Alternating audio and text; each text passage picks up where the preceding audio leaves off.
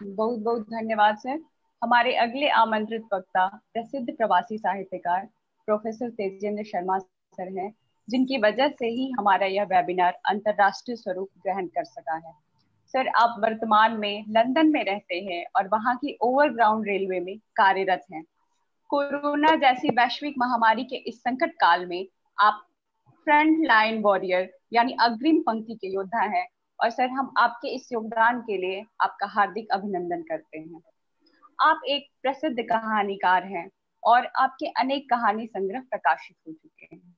आपकी कहानियां देश के विभिन्न विश्वविद्यालयों में पाठ्यक्रम के रूप में लगाई गई हैं और उनका पंजाबी, उड़िया, मराठी, गुजराती एवं अंग्रेजी भाषाओं में अनुवाद भी हुआ है।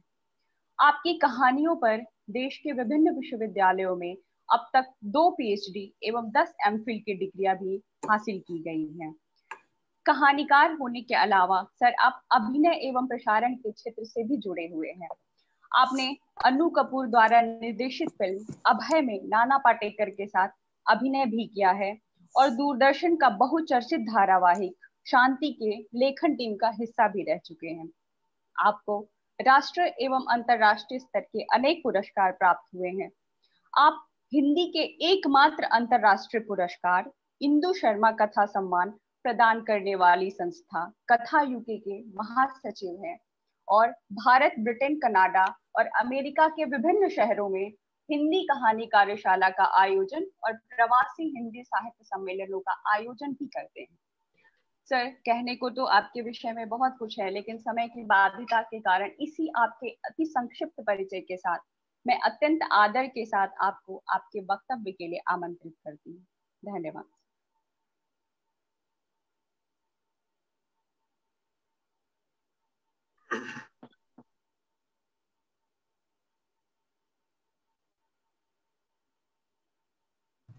राजेंद्र जी, मैं बोलना शुरू करूं क्या?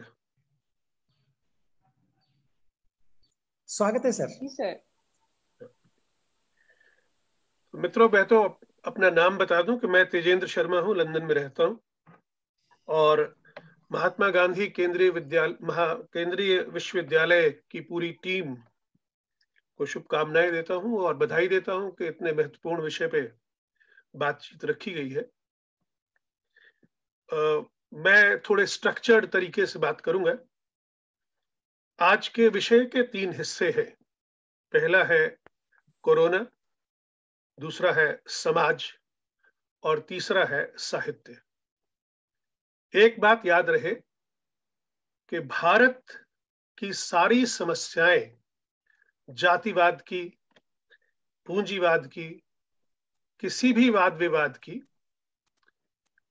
कोरोना वायरस आने के बाद नहीं बनी है।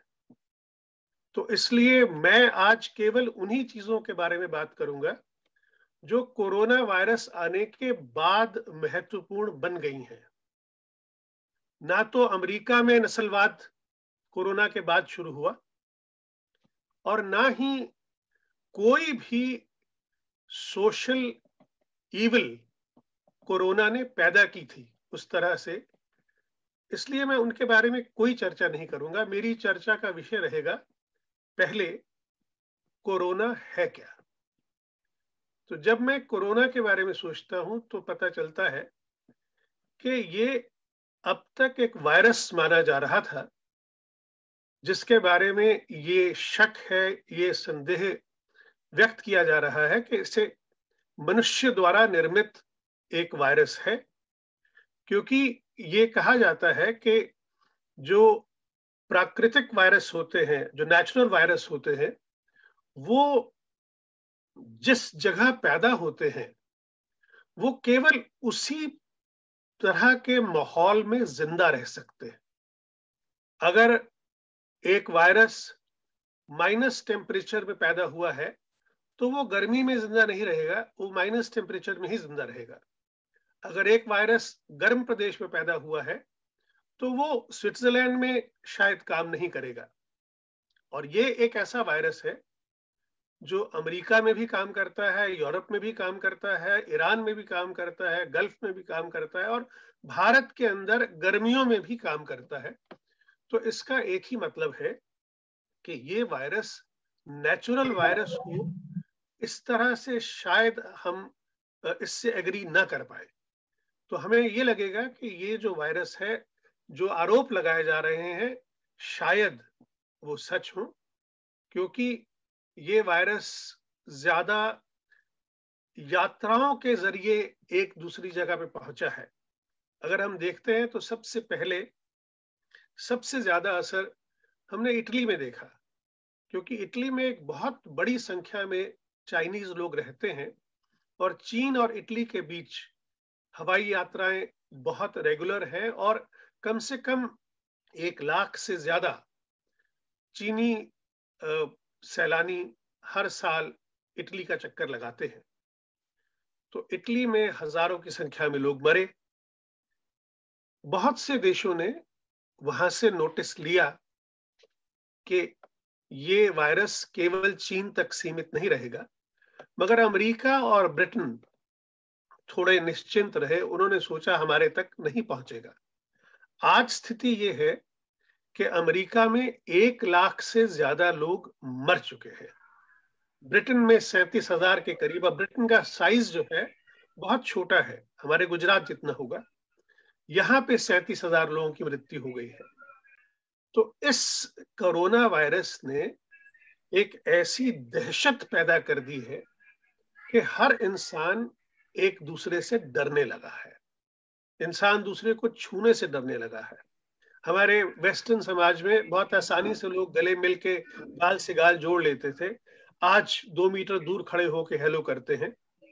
ये बहुत जबरदस्त एक चेंज महसूस किया जा रहा है। और भारत के प्रधानमंत्री ने एक बहुत अच्छा छोटा सा नारा दिया था कि मूल मंत्र ये है कि अगर डर के घर में बंद रहोगे तो इस वायरस से बचे रहोगे।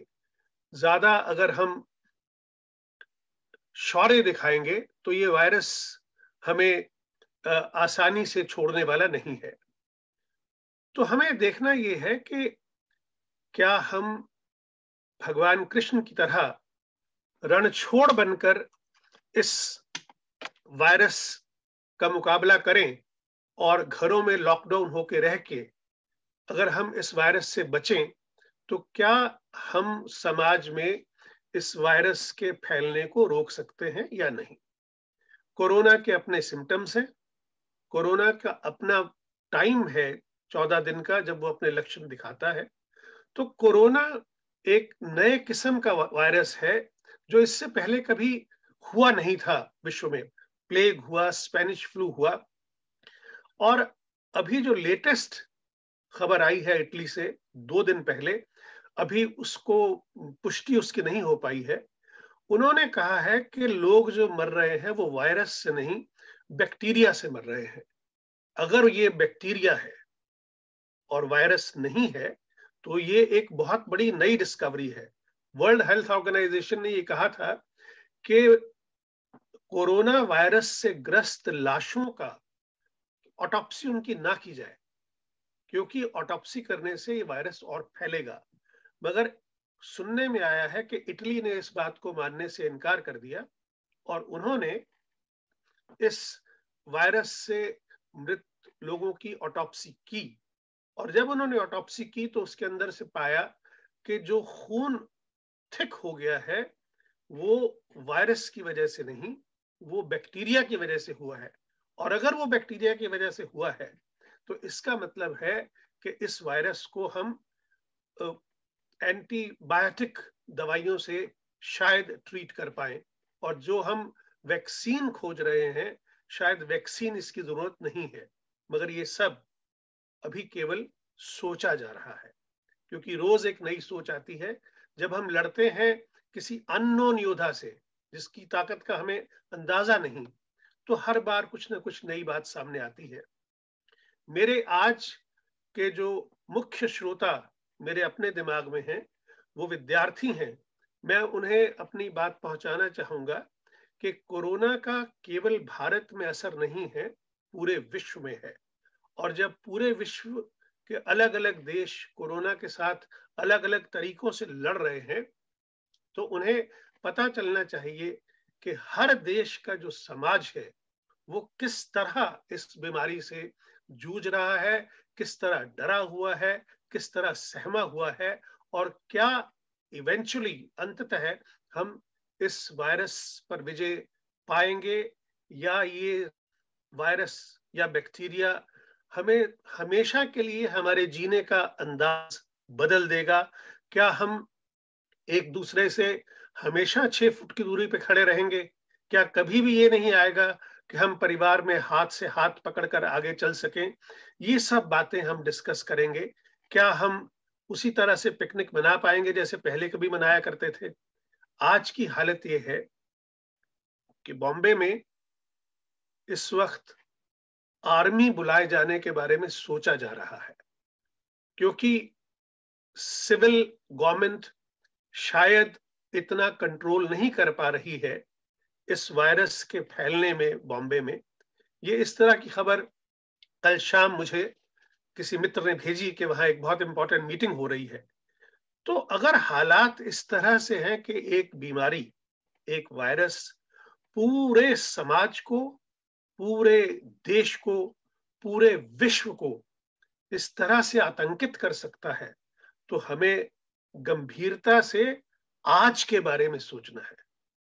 हम आज से 1000 साल पहले, 200 साल पहले, 300 साल पहले की बातें करके आज की समस्या को नहीं समझ पाएंगे। हमें अपना फोकस पूरे का पूरा आज इस कोरोना वायरस कोविड-19 के ऊपर बनाए रखना है, ताकि हम ये देखें कि ये किस किस तरह से हमारे समाज को आतंकित कर रहा है, समाज को बदल रहा है। अब बात आती है समाज की। मैंने आपको बताया कि कोविड जो है, कोविड-19, इसके बारे में ये कहा जा रहा है कि ये लैब निर्मित है। अभी इसके सबूत मिलेंगे जब बाकायदा इंक्वायरी होगी, और क्योंकि ये एक अननोन एंटिटी है, इसलिए हमारे पास इससे लड़ने के लिए कोई मेडिकल हथियार नहीं है। अब बात आती है समाज की। समाज के कई हिस्से हैं। समाज के कुछ हिस्से हैं जो डायरेक्टली इस वायरस से प्रभावित हुए हैं। कुछ हिस्से हैं जो इस वायरस से लड़ते हुए इससे प्रभावित हो जाते हैं, क्योंकि वो हमारे फ्रंट लाइन मेडिकल वर्कर्स हैं, डॉक्टर्स हैं, नर्सेज हैं और हॉस्पिटल का स्टाफ है। और क्योंकि ब्रिटेन में एक दिन के लिए भी रेल बंदी नहीं हुई, लंदन का ओवरग्राउंड और अंडरग्राउंड बाकायदा चलता रहा। उस वक्त हमें ये लगा था कि भारत में एक इस तरह की परिस्थिति बन गई थी, ये कहा गया कि कुछ लोग एक दूसरे पर थूक भी रहे हैं। हम सोचते थे कि ब्रिटेन में ऐसा नहीं हो सकता, मगर बहुत हैरानी हुई कि हमारी अपनी एक कलीग जो कि विक्टोरिया स्टेशन पर काम कर रही थी, एक यात्री जो संक्रमित था कोविड-19 से, उसने हमारी उस कलीग के मुंह पे थूक दिया, और वो बेचारी लड़की कुछ दिनों के बाद कोरोना की भेंट चढ़ गई और उसकी मौत हो गई। तो हमारे यहाँ भी कुछ ऐसे लोग हैं, पूरी दुनिया में ऐसे लोग हैं। मेरा मानना ये है कि हर समाज में कुछ जिम्मेदार, कुछ गैर जिम्मेदार लोग होते हैं, और गैर जिम्मेदारी का जब भी कभी प्रदर्शन करते हैं तो उससे समाज का हमेशा नुकसान ही होता है। और यहाँ भी एग्जैक्टली वही हुआ कि जो लोग गैर जिम्मेदारी दिखाते रहे या उसका प्रदर्शन करते रहे, वो कोरोना की भेंट चढ़ते रहे। और इसमें नेतृत्व का बहुत महत्वपूर्ण रोल है कि हमारे नेतृत्व ने, ब्रिटेन के और अमेरिका के नेतृत्व ने दूसरे देशों से कुछ सीखा नहीं। ये इंतजार करते रहे और कहते रहे कि हम तक कैसे आ सकता है। जैसे हम मानते हैं, समाचार मिलता है फला फला को कैंसर हो गया, हम समझते हैं कि हमें थोड़ी होगा, हमारे किसी रिश्तेदार को थोड़ी होगा, ये कोई ऐसी बीमारी है जो और लोगों को होती है। ठीक इसी तरह कोरोना को लेके भी कुछ ऐसा ही रवैया हमारे यहाँ सोचा गया। लेकिन पहला झटका लगा जब प्रिंस चार्ल्स को कोरोना ने जकड़ लिया। दूसरा झटका लगा जब हमारे प्रधानमंत्री बोरिस जॉनसन को कोरोना हुआ और उन्हें आईसीयू में बाकायदा पूरी कोशिशों के बाद बचाया जा सका, अभी भी वो पूरी तरह से इससे बाहर नहीं आए हैं। तो ये बहुत सोशलिस्टिक वायरस है जो कोई भेदभाव नहीं करता। प्रिंस चार्ल्स को भी होता है और एक सफाई कर्मचारी को भी होता है और एक आम आदमी को भी होता है। तो ये वायरस से बचने का तरीका केवल एक है कि किसी भी ऐसी जगह ना जाया जाए जहां काफी लोग इकट्ठे हों। हमें इकट्ठे नहीं होना है। अब हम कुछ लोगों ने ये भी बातें सोची थी कि अरे भाई, इंसान जो है वो अपने आप को भगवान समझने लगा है, और देखिए नेचर ने क्या ऐसी चीज पैदा कर दी है, कोरोना कोविड-19, कि इंसान को आज समझ में आ गया कि वो कहाँ खड़ा है।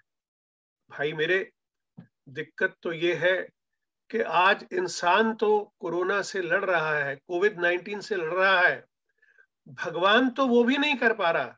भगवान तालों में बंद है। मक्का मदीना में भगवान की पूजा स्थलों पे ताला लगा हुआ है, भारत के मंदिरों में ताला लगा हुआ है, गुरुद्वारों में ताला लगा हुआ है। आज भगवान खुद शायद इस बात की प्रतीक्षा कर रहा है कि इंसान मुझे इस वायरस से मुक्ति दिलाएगा तो फिर से मेरे भक्त मेरे मंदिरों में, मेरी मस्जिदों में, मेरे गुरुद्वारों में आएंगे, चर्च में आएंगे और फिर मेरी पूजा करेंगे। ये वायरस बहुत बेदर्द है। इसके लिए ये इतना कठोर है कि ये इंसान और भगवान में भी कोई फर्क नहीं करता। ये जो हमारे फेथ हीलर्स थे, उनका पूरा दुकानदारी इसने हिला दी है। जो हमारे बाबा लोग चटनियां खिलाते थे, कभी हरी और कभी लाल, और कहते थे कि आपका सारा, और वो बाकायदा पेड कमर्शियल प्रोग्राम्स किया करते थे फेथ हीलिंग के, उन सब की दुकानें बंद कर दी हैं इसने। ये एक ऐसा वायरस है जिसने समाज में पूरा परिवर्तन कर दिया है। एक तरफ हमारे मजदूर हैं जो अच्छे भले सेटल्ड थे, काम कर रहे थे और खाना पीना चल रहा था, यहां से कमा के गांव में पैसे भेजते थे, अचानक वो सब के सब बेरोजगार हो गए। हमें एक और कैटेगरी है सिनेमा की, जिसे हम बिलियन रुपीस की एक इंडस्ट्री मानते हैं। आप सोचिए, वहां पे ऐसे कलाकार हैं जिन्हें 3-3, 4-4 महीने बाद पेमेंट शुरू होती है। जब वो शूटिंग शुरू कर देते हैं तो 3-4 महीने के बाद उनको पैसे मिलने शुरू होते हैं। ऐसे कलाकार हैं जो टेलीविजन पे आकर बता रहे हैं कि एक साल से उनको 1 रुपया नहीं मिला, जबकि उन्हें घर का किराया देना पड़ता है। कुछ कलाकारों ने तो आत्महत्या तक कर ली है। अब बंबई जैसे शहर में अगर हमारे कलाकार लोगों को किराया देने के पैसे नहीं है, खाना खाने के पैसे नहीं है, घर से बाहर नहीं निकल सकते। मेरी अपनी बेटी 2.5 महीने से घर से बाहर नहीं निकली, मगर वो फिर भी ऐसा कर रही है कि वो अपने वॉचमैन के लिए खाना बना के, नाश्ता बना के गेट पे पहुंचवा देती है। ये एक नई सोच उत्पन्न हुई है कि हमारे जितने जिम्मेदार नागरिक हैं वो सब उनका ध्यान रख रहे हैं जो इस समय कमजोर है। अब उस सोसाइटी में जो लोग रहते हैं सब वेल टू डू हैं, मगर उनके वॉचमैन नहीं जा सकते छोड़ के, क्योंकि उनको वहीं रहना है और हो सकता है कि वो कैरियर हों, लेकिन उन सब का ध्यान सोसाइटी वाले मिलकर रख रहे हैं। तो ये एक नई सोच डेवलप हुई है कि हमें एक समाज में इकट्ठे रहना है, तो उस समाज में एक तबके को दूसरे का ध्यान रखना होगा। एक और जो नई चीज देखने को मिली है वो ये है कि लॉकडाउन में रहने से रिश्तों में कड़वाहट भी पैदा हुई है और रिश्ते मीठे भी हुए हैं। जहां पति पत्नी दोनों काम करते थे, अचानक एक दूसरे के साथ कई कई दिन रहने पड़ा, तो उससे एक दूसरे को सहना मुश्किल हुआ। और कहीं ये भी था कि पति पत्नी क्योंकि नहीं मिलते थे, अब अचानक दोनों मिलने लगे, तो उन्हें अचानक लगा कि अरे, हमें तो प्यार की बातें करने का कभी मौका ही नहीं मिलता था, अब अचानक हमें कोरोना ने ये मौका दिया है। तो परिवार इकट्ठे रहने लगे हैं। ये हम भूल गए थे कि परिवार एक जगह इकट्ठे बैठ के डिनर करते थे या लंच करते थे। आज पूरा परिवार पुराने ढंग से इकट्ठे बैठ के खाना खाता है, इकट्ठे बैठ के बातचीत करता है, इकट्ठे बैठ के टीवी देखते हैं। तो ये एक परिवार की इकाई में इस कोरोना वायरस ने कुछ पॉजिटिव और कुछ नेगेटिव बातें पैदा की हैं। यहाँ आजकल हमारे समाज में एजुकेशन सिस्टम को बहुत जबरदस्त असर किया है कोरोना वायरस ने, क्योंकि ज्यादातर क्लासेस अब ऑनलाइन होने लगी हैं। आजकल क्लास में बच्चे नहीं जा सकते, तो अध्यापक अपने स्टूडेंट्स के घरों में पहुंचते हैं। हमारी एक मित्र हैं जो डांस सिखाती हैं स्विट्जरलैंड से ऑनलाइन। उनका कहना है कि कोरोना वायरस की वजह से मुझे अब ये पता चला कि मेरी कौन सी स्टूडेंट के पेरेंट्स कौन से हैं। एक पहचान बनी है। मैं वरना सोचा करती थी ये उसका बच्चा होगा, ये उसका बच्चा होगा, वो बातें कुछ क्लियर हुई। तो आप सोचिए, डांस भी ऑनलाइन सिखाया जा रहा है। ये कोविड-19 की एक नई डायमेंशन है। हमारे टीचर्स आजकल कुछ ऐसा कर रहे हैं। मेरे मित्र हैं आनंद वर्धन शर्मा, जो आजकल बल्गारिया में हैं। वो बता रहे थे कि भाई मैं अपना पूरा लेक्चर पहले टेप करता हूं, फिर उसे एडिट करता हूं, फिर मैं अपने विद्यार्थियों को भेजता हूं तो कि भाई पहले इसको सुन लो। और जब वो मेरी क्लास में आते हैं तो उन्होंने मेरा लेक्चर पहले से सुन रखा होता है, तो हम बातचीत ज्यादा बेहतर ढंग से कर पाते हैं। तो जो लोग कॉन्शियस हैं, जिनकी अंतरात्मा काम करती है, वो अपने इस नए काम को बहुत गंभीरता से ले रहे हैं। वहीं कोरोना ने साहित्य प्रेमियों को ये मौका दिया है कि जो किताबें हमने पुस्तक मेलों से खरीद के घर में रखी हुई हैं सजा के, जिन्हें खोलने का मौका नहीं मिला, हमारा समाज आज उन किताबों को खोल के पढ़ रहा है। कि उन्हें आज किताब खोलने का मौका मिला। मुझे मेरे एक मित्र ने बताया कि आपकी किताब हम खरीद लाए थे पुस्तक मेले से, आजकल हम उसको पढ़ना शुरू किया है। और जिन लोगों के पास किताबें नहीं हैं, तो उनके पास ऑनलाइन पढ़ने की बहुत सी सुविधाएं हैं। और टेलीविजन स्क्रीन पे टेलीफोन की स्क्रीन या लैपटॉप की स्क्रीन पे कॉन्स्टेंटली पढ़ना और देखना आंखों पे असर करता है। उसके मुकाबले अगर हम किंडल वगैरह की या ई बुक्स की जो गैजेट्स हैं, अगर वो हमारे पास हो, तो हम बहुत सारी चीजें डाउनलोड करके पढ़ सकते हैं और उससे आंखों पर उतना जोर नहीं पड़ता, क्योंकि ज्यादा स्क्रीन की जो लाइट है वो आंखों को असर करती है। एक बहुत अच्छी बात हमारे मित्र रेनर ने बताई डेनमार्क से। उसने कहा कि हमें ये डर है कि ये जो ऑनलाइन पढ़ाई शुरू हो गई है, इसके चलते सरकारें कहीं हम लोगों के बजट्स में कटौती न कर दें। अगर सरकारें कटौती कर देंगी तो हम लोगों को ये पढ़ाई लिखाई का काम करना काफी मुश्किल हो जाएगा। तो ये एक और सोच है जो इस कोरोना काल की उपज है कि कहीं ऐसा ना हो। इसके अंदर एक बहुत छोटा सा एग्जाम्पल आपको देना चाहूंगा कि इंडियन टीम न्यूजीलैंड गई थी क्रिकेट खेलने के लिए। 5 दिन का मैच था। तो बिशन सिंह बेदी बताते हैं कि हमने मैच 3.5 दिन में जीत लिया। तो उस समय के BCCI, board of control of cricket जो था इंडिया का, उन्होंने कहा कि आपको पैसे तो 5 दिन के देने थे, मैच 3.5 दिन चला, तो उनके 1.5 दिन के पैसे काट लिए गए कि आप 3.5 दिन में मैच जीत गए थे, तो बाकी 1.5 दिन के पैसे वापस करिए। तो आप सोचिए कुछ इस तरह की बात यहां भी ना हो कि जो ऑनलाइन पढ़ाई की जा रही है, कहीं उनके ग्रांट्स जो है वो कम न कर दिए जाएं। ये एक आज का समाज का चित्रण है कि समाज डरा हुआ है, समाज बहुत दहशत में है और समाज सोच रहा है कि इससे मुक्ति कैसे मिलेगी। और क्योंकि किसी भी लीडर को अनुभव नहीं है, सब हिट एंड ट्रायल मेथड से काम कर रहे हैं, तो कौन लीडर अंततः सफल होता है। एक मामले में भारत की तारीफ करूंगा। मैं इंग्लैंड में रहता हूं, दूर से देखता हूं कि भारत ने सबसे पहले चीन के वीजा रद्द किए, भारत ने सबसे पहले चीन की यात्राएं रद्द की, भारत ने सबसे पहले हवाई यात्राएं रद्द की। तो मुझे लगता है कि अगर ये सब ना होता तो आज अमेरिका की तरह भारत में भी लाखों मृत्यु लोग पहुंच चुके होते। मैं मन में ये कामना भी करता हूं कि जैसे मुंबई में धारावी हैं, ऐसे बहुत सारे धारावी भारत के बहुत सारे महानगरों में हैं। हम सब किसी न किसी तरह उस पे विजय पा सकें, ये मेरी कामना है। कवि प्रदीप की एक लाइन याद आती है कि देख तेरे इंसान की हालत, क्या हो गई भगवान, कितना बदल गया इंसान। कोरोना ने पूरे समाज को बदल डाला है। अब हम पहुंचते हैं तीसरे पोर्शन पे। तीसरा पोर्शन है साहित्य। अब कोरोना काल साहित्य को कैसे प्रभावित करेगा? मैं क्या डिस्कनेक्ट हो गया है? मैं बोला जा रहा हूं?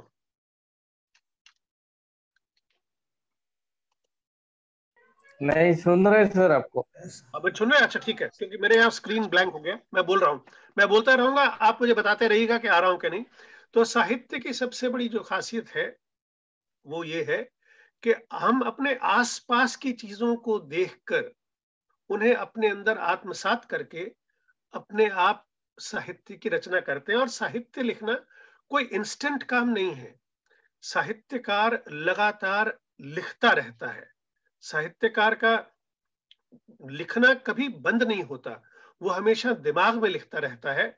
और वो जब दिमाग में जो लिखता रहता है वो बाकायदा काम भी करता रहता है, हर वक्त दिखाई देता है।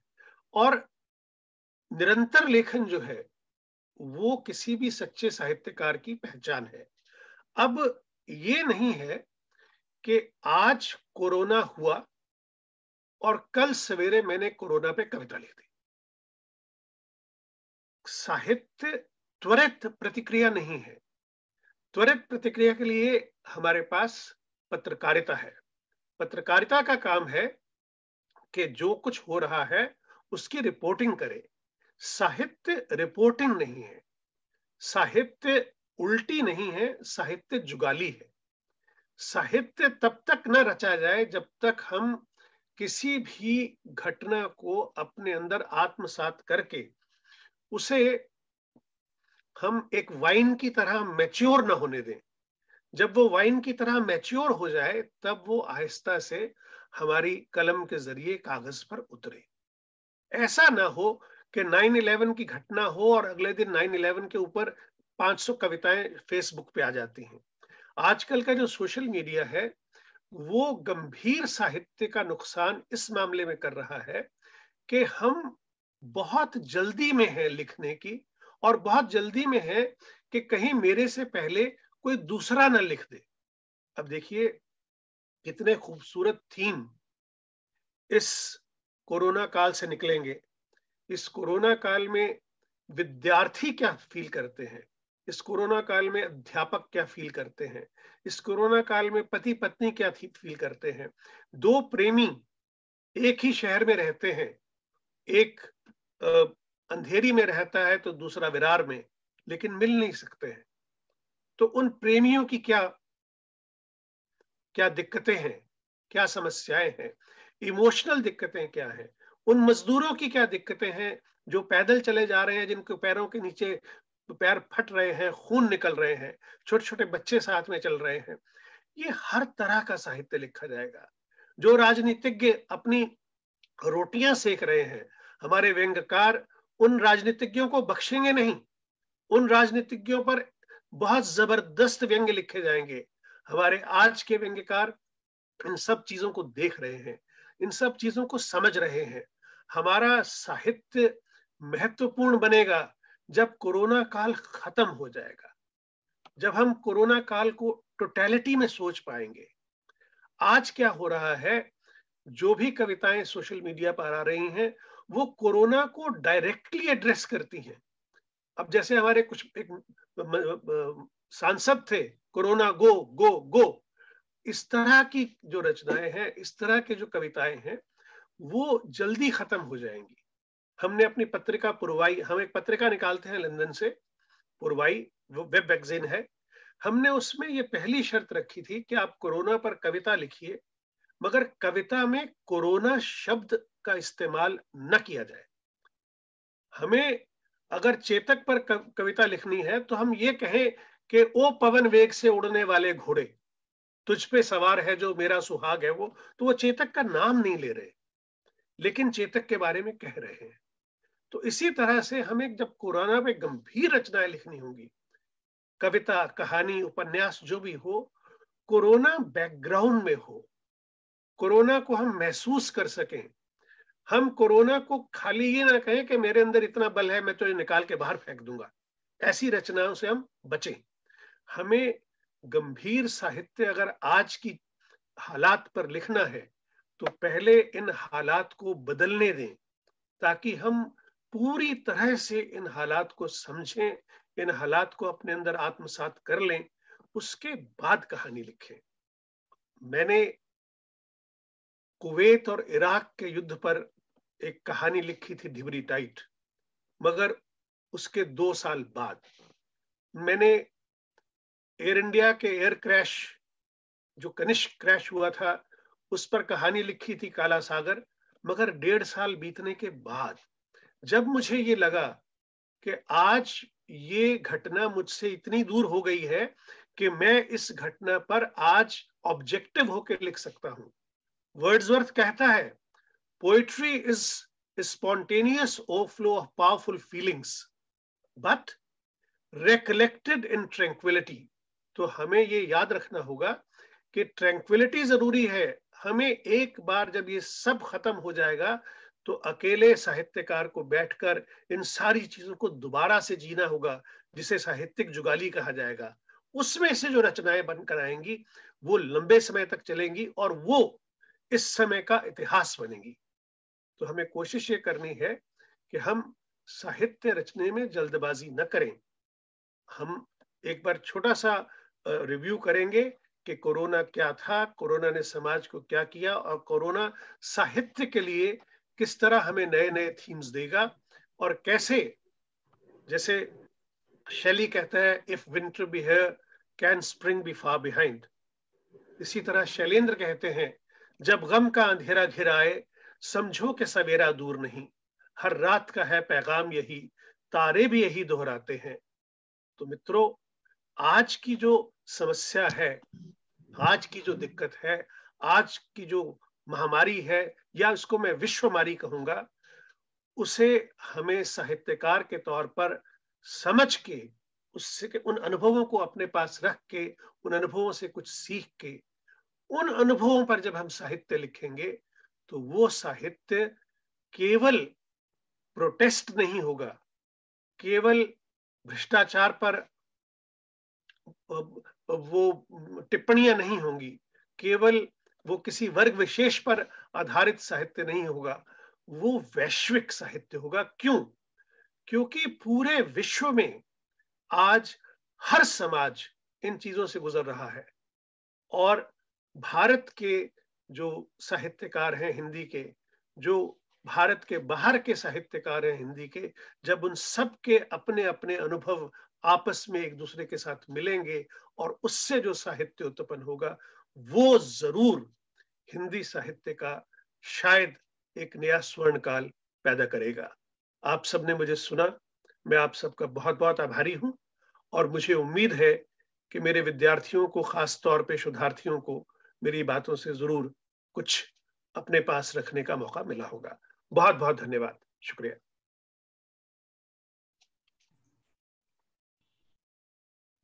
बहुत बहुत धन्यवाद सर।